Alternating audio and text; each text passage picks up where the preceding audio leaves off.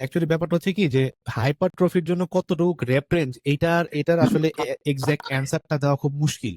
কারণ হচ্ছে কি ধরেন আপনি 6 to 8 র্যাপ আপনি স্ট্রেংথ বিল্ড আপ করতে পারবেন।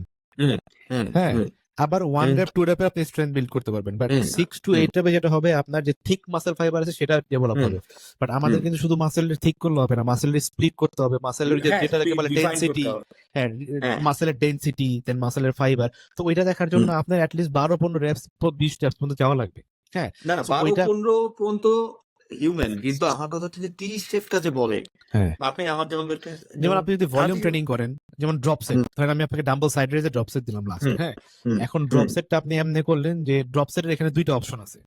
আইদার আপনি সেম ওয়েটে 3টা থেকে 4টা ইন্ট্রো সেট করেও 30 স্টেপ মারতে পারেন, that is called cluster set. আবার আপনি ওয়েট ড্রপ করে ওয়েট কমায় 10 মানে রেপ সেম